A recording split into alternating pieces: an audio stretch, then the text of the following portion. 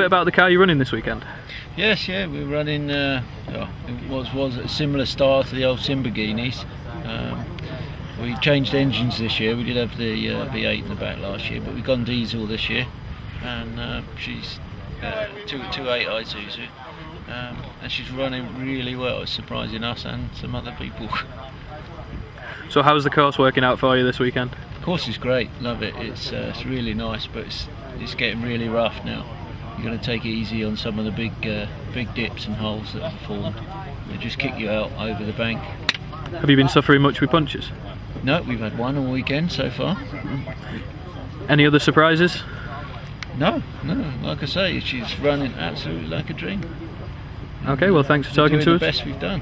And have a great weekend. Thank you very much.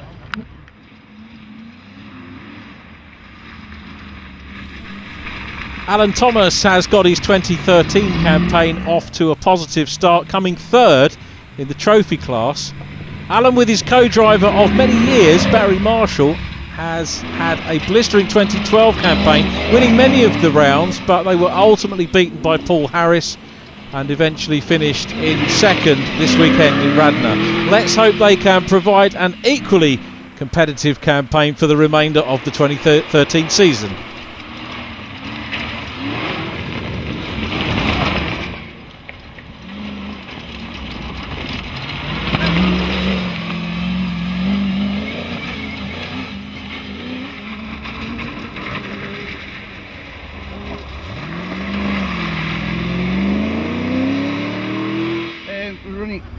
Car 112 again. We upgraded the suspension on it. Got the same tyres as everybody else is using, but we're puncturing them like there's no tomorrow.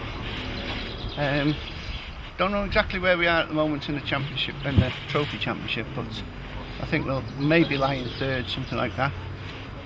We lowered it an inch, the car, over the winter, so it goes down the tracks a bit better.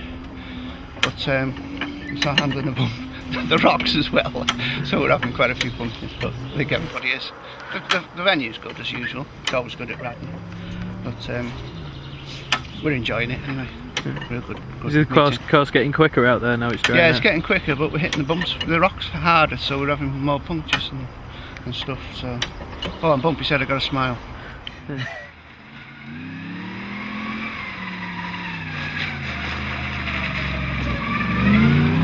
Last year's trophy class champion Paul Harris, he's returned in his distinctive GSR Maxi Light with new co-driver Stuart Bull. Their times throughout the weekend were consistent, but not quite enough to beat Richard Kesey, and they were only just a minute behind in second position.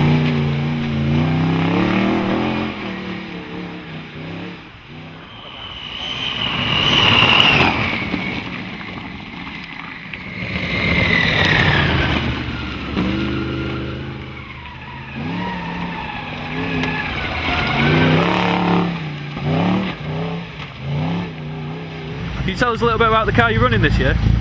Same power as last year. Chipped the engine ECU through the winter to give it a bit more brake horse. Apart from that, it's still exactly the same. How are you finding the course this weekend? It's very rough today. Course is dug out a hell of a lot. It's bottoming the car out all the time through the rough stuff. So yeah, it's a bit hard on the back and that today. Have you suffered much with punches? No, not had any, no punches, so luckily at the moment we're going okay. No other major dramas? No, no, we haven't had any problems, so hopefully it'll stay for the rest of the weekend and we'll get to the finish. And is the course getting faster now it's starting to dry out? Down the Cat 1 it's probably faster, yeah, but through the rough stuff probably a bit slower, so it's equaling itself out really.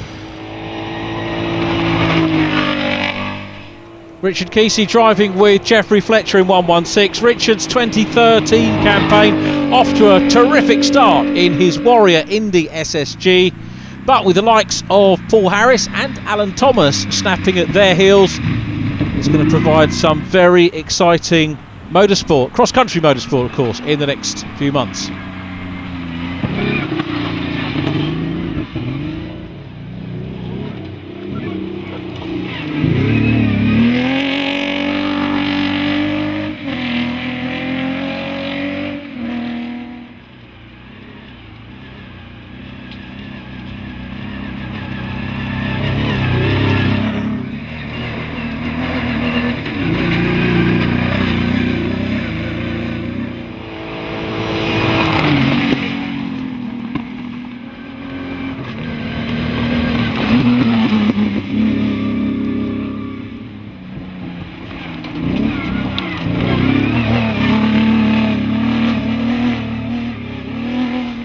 tell us a little bit about the car you're running this season? Yeah, it's in Warrior Indy with a sort of Mitsubishi V6, 3.5 litre, 6-speed sequential, sort of 10 sets of Fox shocks on. It used to be in Bartram's old car, so it's used to doing this, but I'm getting used to obviously the faster tracks because I'm used to Clubmans as such, tight and twisties, but not these fast flat out sections. So it's having the confidence to build up, and you just want to finish and get used to it and take it easy and enjoy it basically. And how's the course treating you out there? It's starting to get a little bit rough down the forest sections, and there's a bit of mist on. That last lap was a bit misty, so it got a bit slippy on the top, so it was a bit interesting, but yes, good, enjoying it. And now here's Ryan Cook. Cook's hopes for a good result ended on the first run of day 2 when the car's bonnet flew up and then sheared off as it was powering up one of the narrow off-road sections. With the cooling system reliant on the bonnet being fixed in place, Cook decided to call it a day. Can you tell us a little bit about the car you're running this season?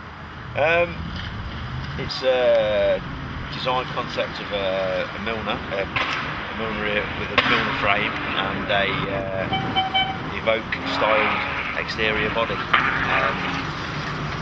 Worked with Milner off-road with a proven chassis and suspension, etc. And then obviously we've designed and engineered an Evoque body to go on top of it.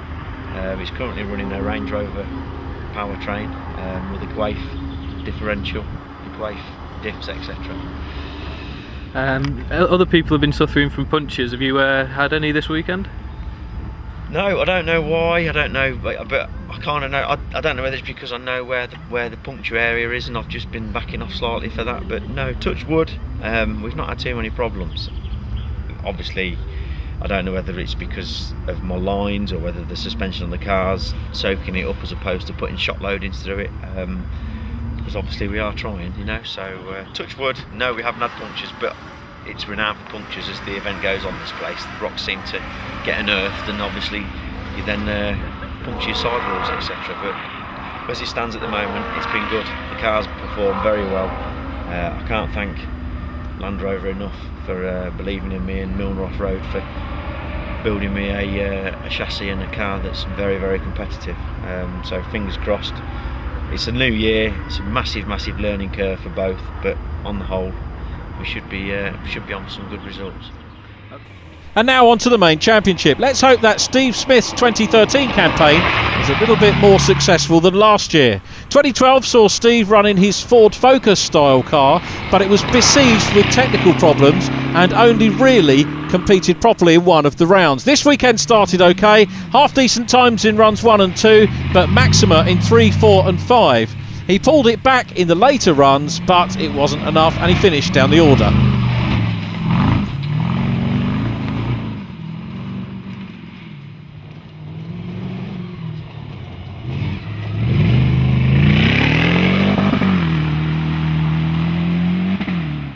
Could you tell us a little bit about the car you're running this weekend? Yeah, supercharged Jag in the back. We bought it out last year, had a few problems with it. Had a bit of a crash at Walters Arena. Did some damage on the back, and unfortunately found something yesterday that we didn't notice. So we had to cut all the back suspension off last night, move it over about 5 mil. Hopefully everything's sorted now. We stop using drive shafts. And is the car storing up any surprises for you this weekend? No, we've just had it all aftermarket ECUs fitted. Still a few problems with the gearbox, I think. We're under development at the moment, the paddle shifts and everything. I'm sure he'll get it all sorted out. It's going quite well though. So it's just a case of working out the gremlins then? Yeah. I mean, we got one run in yesterday and 5 maximums. Same pothole was just punching out the inner CV on the same shaft every lap. I think it's all sorted now. Fingers crossed. Well, thanks for talking to us and good luck for the rest of the weekend. Cheers, thank you.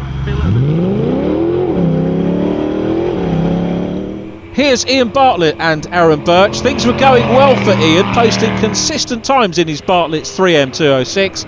In fact, right the way through, but a maximum on run 9 put him down the leaderboard, and he eventually wound up second to last.